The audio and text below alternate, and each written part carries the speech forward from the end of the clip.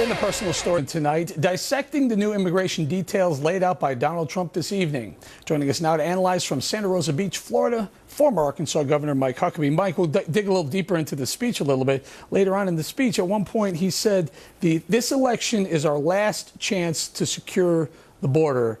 That hit a tone in the room. Your thoughts?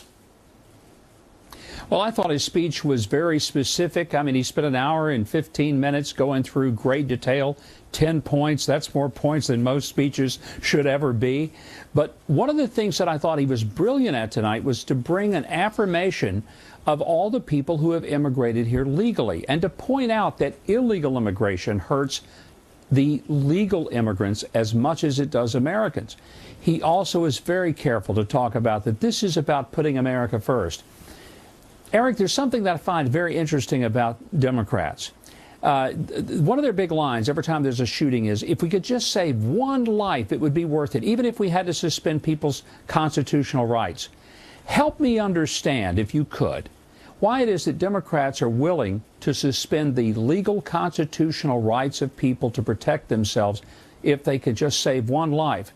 But on the other hand, they're willing to support people here illegally, even though there were many people on that stage tonight with Donald Trump who would say, the life of my child would have been saved had we enforced our borders.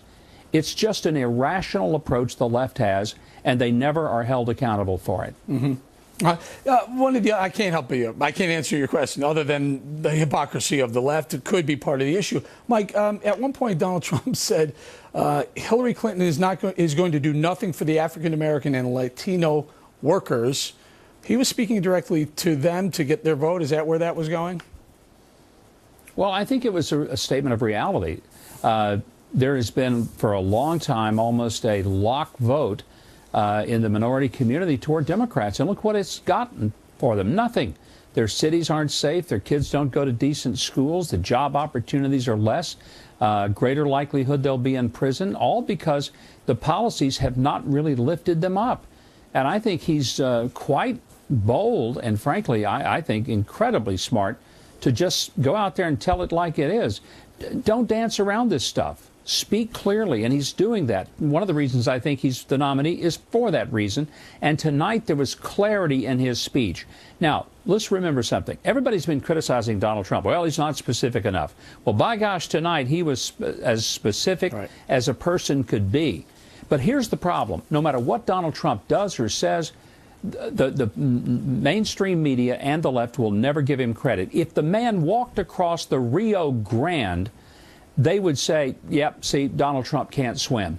So he's always got to face that problem where no matter what he says, how detailed his policies are, somebody's going to just use it to pick him apart. But I thought it was a great speech, and he nailed it by giving the specifics of not only what we're going to do, but how we're going to do it, and most importantly, why we're going to do it. Mike, there was a distinctly different tone tonight versus his earlier speech when he spoke with Peña Nieto in Mexico. Your thoughts on why the change in tone, whether it was a good idea or not, to actually change his tone too? Well, it's the same reason that you speak a little differently to your wife in the theater than you do if you're at a football game. In the setting in Mexico today, it was a diplomatic setting. He was being a gracious and kind guest, as he should have been. And I thought he was presidential. He showed an extraordinary capacity for the kind of diplomacy we want in a president, the kind that people said he didn't have. He showed today he had it. He goes to the rally tonight. It's a rally. It's there to rev those folks up. I don't think he was disrespectful to anything he had said earlier in Mexico.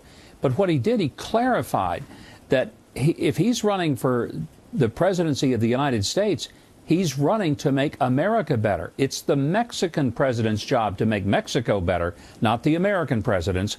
And his focus is going to be to make America the best it can be and to protect Americans. That's what he's supposed to do. Very quickly, before I lose you, who was he speaking to? Who was that speech speaking to, very quickly? I think it was speaking to Americans who are sick and tired of a government that absolutely has failed to do its fundamental duty of protecting us. But not minorities. He was speaking to America in general. Everybody, every American. Got to leave right there, We're Michael. all Americans. Thank you very much, Governor. Coming up, Donald Trump's plan to build a wall and secure the border. Does he have the right strategy to pull it off? We'll be back in a moment.